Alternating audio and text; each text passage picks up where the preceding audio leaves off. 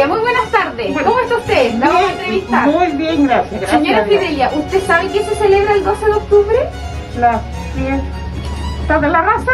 Muy bien. ¿Usted sabe lo que se celebra el 12 de octubre? Sí, pues se celebra el Día de la Raza y el descubrimiento de Cristóbal Colón. ¿Usted sabe lo que se celebra el 12 de octubre? El Día Nacional de la Raza. ¿Sabes lo que se celebra el 12 de octubre? Es una fecha que se llama 12 de octubre. ¿Qué pasó el 12 de octubre? La fiesta de la raza, que le llaman. ¿Ya? ¿Quién descubrió América? Cristóbal Colón. ¿Te gustaría saber algo respecto al descubrimiento de América? Que trajeron enfermedades los españoles acá. ¿Ya? ¿Qué más? Que ¿cómo es?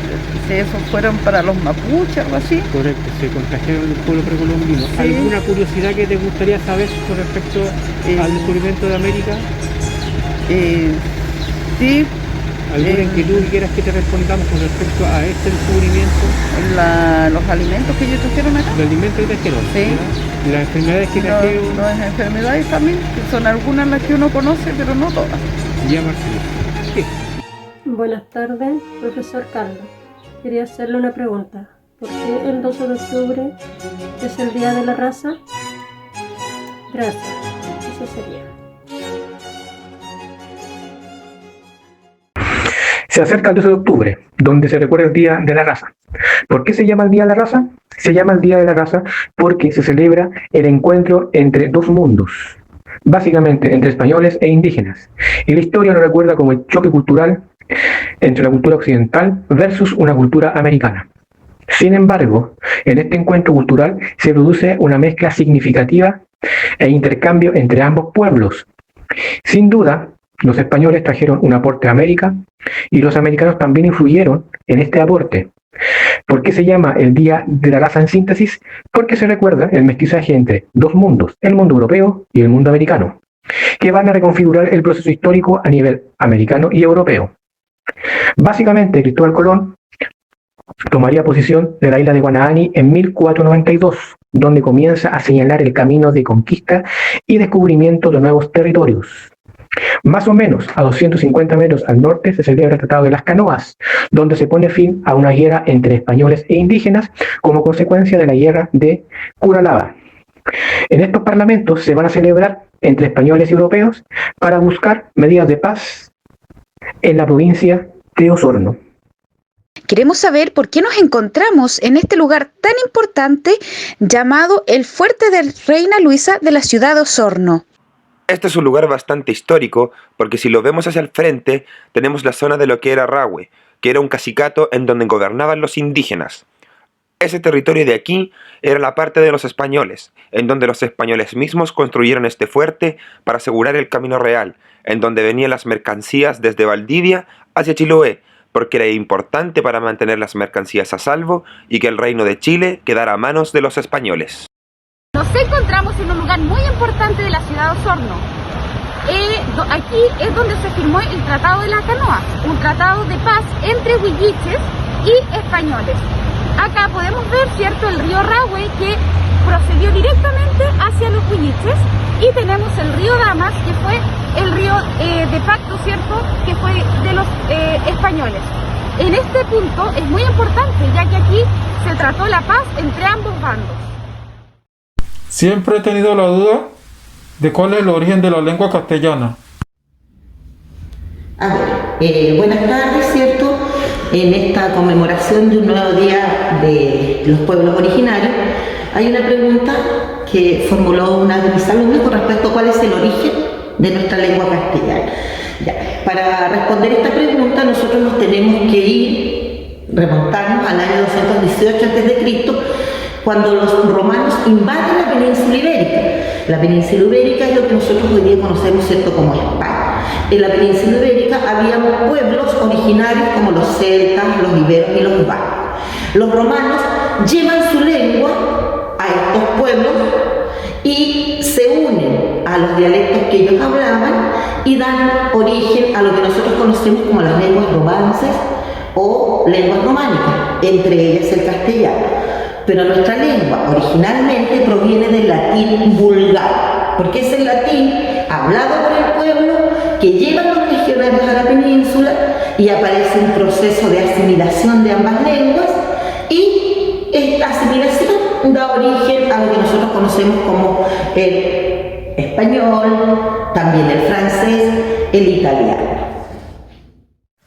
Cuando los españoles llegaron a América, ¿qué lengua utilizaban los pueblos originarios?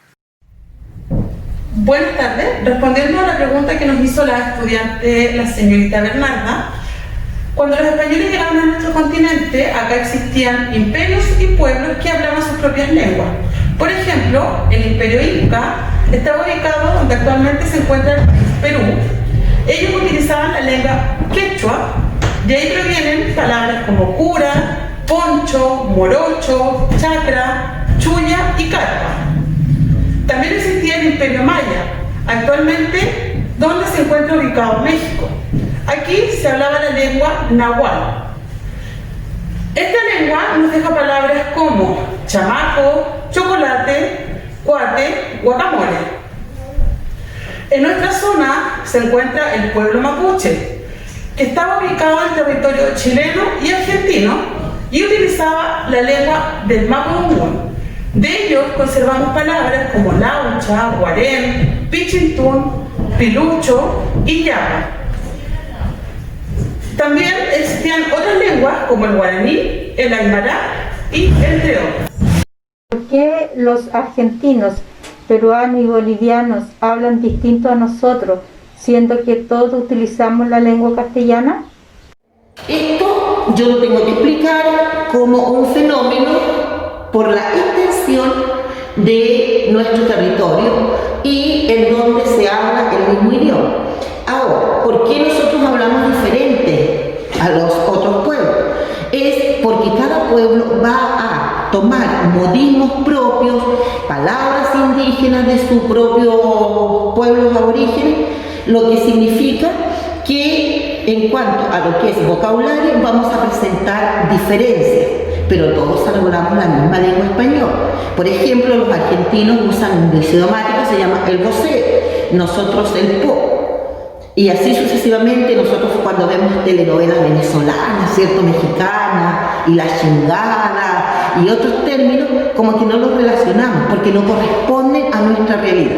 Pero este fenómeno se ve solamente a una variable lingüística llamada diatópica, que es porque una misma lengua se habla en un territorio muy amplio. Por lo tanto, cada una de estas comunidades va a adoptar modos y maneras distintas de hablar nuestro idioma. Ahora que estamos en tiempos de pandemia, ¿por qué se habla de conceptos como online y delivery? ¿De dónde vienen estas palabras? Estas palabras provienen del inglés, se llaman extranjerismos y son de uso común en nuestro vocabulario. También producto de la pandemia, producto de nuestras vivencias, también se masificó por ese motivo y también producto de la masificación o de la globalización de los idiomas, y también podemos decir de ellas que las podemos reconocer en todos lados. Hola, mi nombre es Felipe y quiero saber cómo afectó la llegada de los españoles a la salud de los indígenas. Hola alumnos, acerca de la pregunta que hicieron sobre cuáles fueron las consecuencias de la llegada de los españoles a América, yo lo voy a responder de acuerdo a mi ramo, que es Ciencias Naturales. Los efectos que tuvo la llegada de los españoles a América fueron súper graves en la población indígena de aquella época, más que nada por las nuevas enfermedades que trajeron los españoles, ¿ya? Una serie de nuevas enfermedades que en América no se conocían, ¿ya? Y que por lo tanto los indígenas no tenían forma de combatirlas, porque no conocían las medicinas y más que nada porque su sistema inmune no pudo hacer frente a estas enfermedades. Recordemos que nuestro sistema inmune es el sistema de defensas que tiene nuestro organismo frente a enfermedades, ¿cierto? Y que cuando estamos expuestos a alguna enfermedad nosotros quedamos, en la mayoría de los casos, inmunes, y si nos vuelve a dar, ya nos da como de una forma más atenuada. Bueno, lo que pasó con los indígenas es que al momento de que les dio, por ejemplo, peste bubónica, una influenza, la mayoría de ellos murió, ¿ya? La mayoría de ellos falleció porque su sistema inmune era muy débil frente a esas enfermedades nuevas, ¿ya? De hecho, uno tiende a pensar de que en esa época la mayoría de los indígenas que murieron fue por las guerras que tuvieron contra los españoles, pero en realidad el 90% de las causas de muerte de aquella época fue por las nuevas enfermedades traídas por los españoles. ¿Qué nuevas enfermedades trajeron los españoles al descubrir América? Hola, mi nombre es Cecilia Sea. Mi pregunta es, ¿qué enfermedades trajeron los españoles a América? Espero su respuesta. Gracias. Chao. Ya, respondiendo a la pregunta, ¿cierto?, acerca de cuáles fueron las enfermedades traídas por los españoles a América. Las enfermedades traídas por los españoles a América fueron muchas, ¿ya? Pero tenemos que considerar un aspecto que es súper importante relacionado con eso, que es que los españoles, por ejemplo, trajeron las ratas a América, trajeron las cucarachas, trajeron una serie de parásitos, ¿cierto?, que acá no se conocían. Y como ustedes saben, hay muchas enfermedades que son transmitidas por estos parásitos o por vectores como los roedores, ¿ya? Entre las enfermedades más graves que se trajeron a América, podríamos nombrar las siguientes.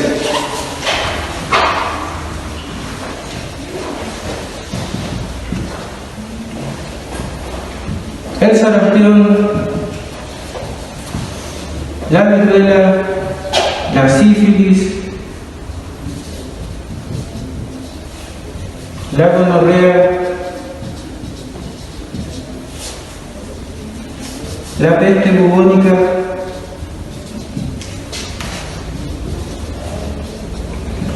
podríamos nombrar muchas otras, ¿ya? Pero estas podríamos decir que son las principales y que no se conocían en América antes de la llegada de los españoles. ¿Qué medicina usaban los indígenas al llegar a los españoles? Hola, soy Miriam y la pregunta de hoy es: ¿qué remedios utilizaban los indígenas para curar las enfermedades? Gracias. Respondiendo a la pregunta de qué remedio utilizaban los pueblos indígenas o de Sudamérica, voy a centrarme quizás en los mapuches, ¿cierto?, que es nuestro pueblo más conocido dentro de todos los que tenemos en nuestro pequeño país. El pueblo mapuche utilizaba un variado conocimiento de plantas medicinales. Quizás el más emblemático o el más importante desde su cosmovisión era el canelo, el cual era utilizado para los dolores de muela. También la raíz lo utilizaban como afrodisíaco, al igual que la hierba del clavo, que también tenía un uso de afrodisíaco.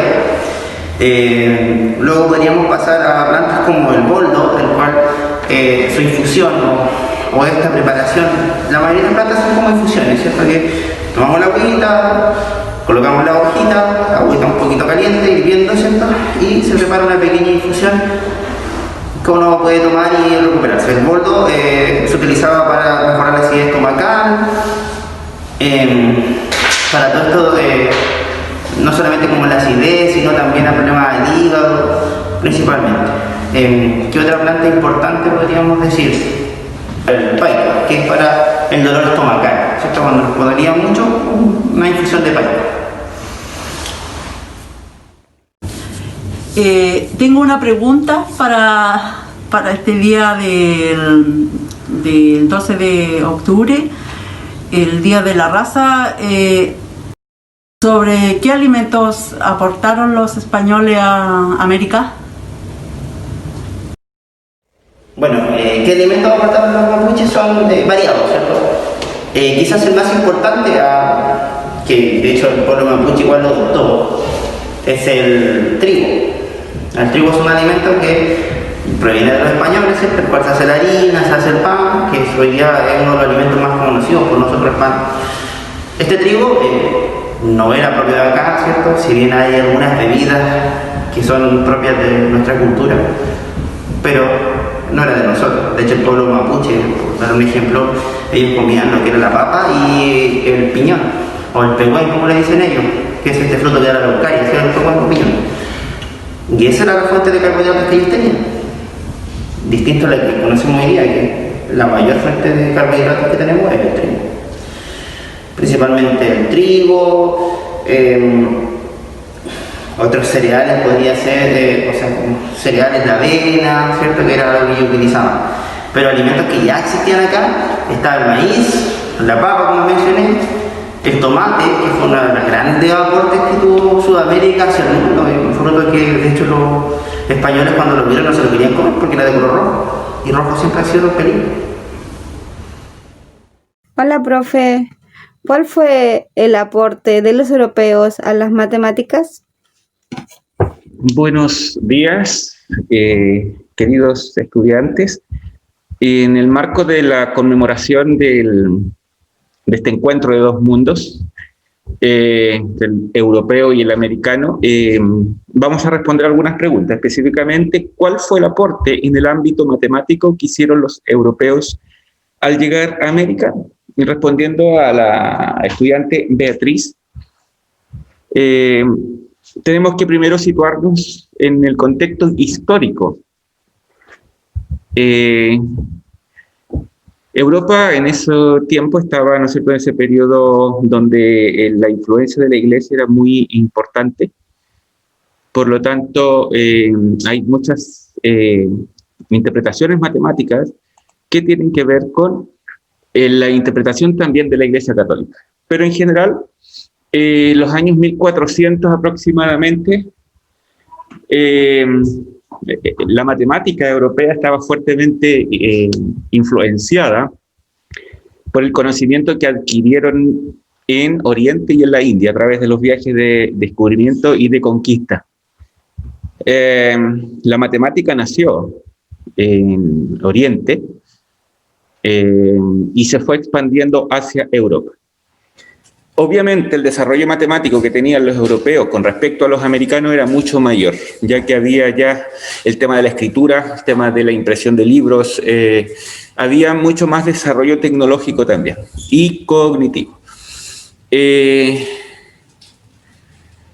interés en ese tiempo de los europeos medievales era en realidad darle una explicación al comportamiento de la naturaleza.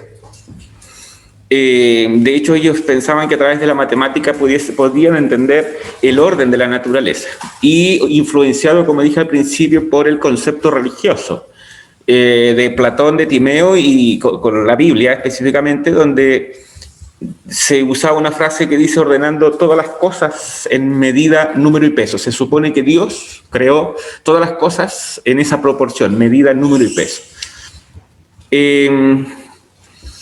En el siglo XII, los estudiosos europeos viajaron a España, Sicilia y en Europa en general, llevando este conocimiento matemático entre ellos. Por lo tanto, en el periodo donde ocurrió el descubrimiento de América, había todo un despertar matemático, coincidió con esta época.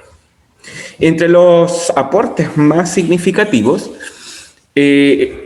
que fue el más importante, diría yo, porque les permitió llegar a América a través de la navegación, que es la trigonometría y la astronomía. Ellos tenían bastante conocimiento. Elementos como el astrolabio, por ejemplo, le permitieron dirigir sus naves, sus barcos, hacia esta nueva tierra. Entonces, tenían ellos un desarrollo bastante aceptable, se podría decir, en esta área, trigonometría y astronomía.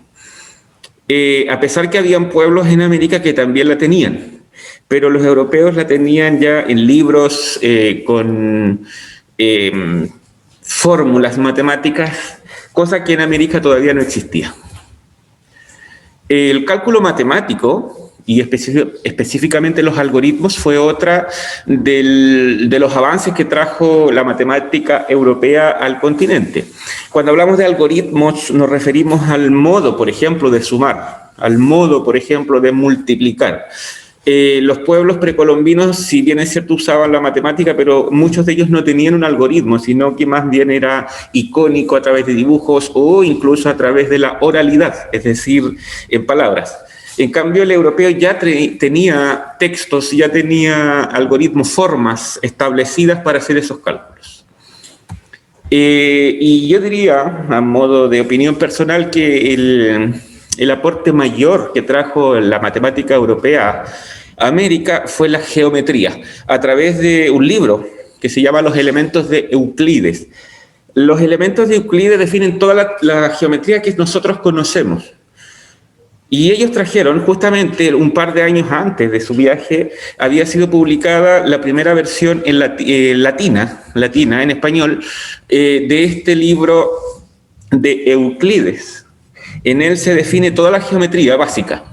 Por lo tanto, eso tuvo una repercusión inmediatamente importante, por ejemplo, en la agricultura, en la ganadería, medición de terrenos, etc.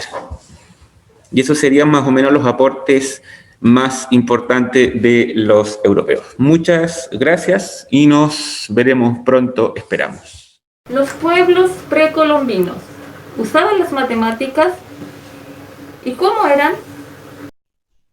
Los mayas descubrieron el número 0, el cual usaban para medir el tiempo. También los babilonios y los hindúes, independientemente, descubrieron el número 0. Los mayas usaban solamente 3 símbolos para representar los números: el punto, cuyo valor es 1, la raya, cuyo valor es 5, y el caracol, cuyo valor es 0. Los aztecas crearon un sistema de calendario. El primer calendario consiste de 365 días. Este era el calendario agrícola que usaban para planificar sus cultivos y cosechas. El segundo calendario era un calendario sagrado que consiste de 260 días. Este calendario se usaba para hacer predicciones. Los incas desarrollaron una manera de registrar cantidades y representar números mediante un sistema de numeración decimal posicional, un conjunto de cuerdas con nudos que denominaban quipus. Quipu en quechua, nudo. Los quipus y yupanas fueron señal de la importancia que tuvo la matemática en la administración incaica. Esto dotó a los incas de una aritmética sencilla pero efectiva, para fines contables, basada en el sistema decimal. Desconocieron el 0, pero dominaron la suma, la resta, la multiplicación y la división. Muchas de estas civilizaciones construyeron maravillas arquitectónicas que todavía los científicos no han podido explicar cómo fueron construidas. Entre estas maravillosas estructuras está Machu Picchu en Perú, la ciudad de Tikal en Guatemala y la ciudad de Teotihuacán en México. El nivel de conocimiento de ingeniería y arquitectura que estas civilizaciones poseían fue evidentemente muy avanzado. ¿Cuál fue el aporte de los pueblos originarios a las matemáticas? Sobre tu pregunta sobre cuáles son los aportes de los pueblos precolombinos a las matemáticas, debo destacar el de la agricultura. Principalmente porque nuestros ancestros tenían métodos para poder contabilizar las estaciones, los días, los años, etapas importantes de la tierra también, equinoccios o también hitos. Predecían ciertos hitos a través de las matemáticas. Utilizaban métodos como cuencas, legumbres o cuerdas a las que le ataban nudos, y con ellos sabían que cada cierto tiempo se debía, por ejemplo, sembrar o cosechar, o distintas etapas de todo ese proceso de la agricultura. Por lo tanto, me parece importante destacarlo porque aún se mantiene vigente entre los pueblos originarios, y también de alguna manera se sociabilizó con los Wincas. También importante destacar las hazañas arquitectónicas de algunos pueblos precolombinos, principalmente en la Mesoamérica, donde pueblos construyeron pirámides gigantes en las cuales utilizaron distintos métodos matemáticos, geometría, proporciones, cálculos, para poder realizar ese tipo de pirámides o construcciones importantes.